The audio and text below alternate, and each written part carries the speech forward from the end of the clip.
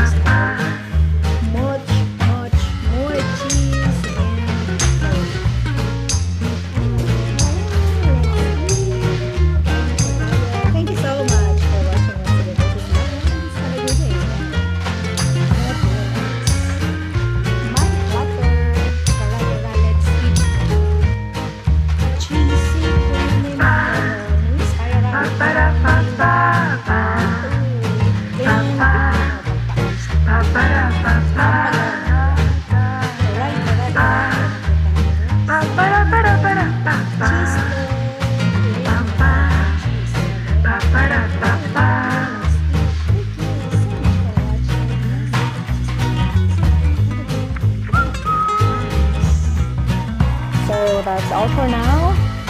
Thank you so much for watching. Once again, this is LuvLiNes. Have a good day and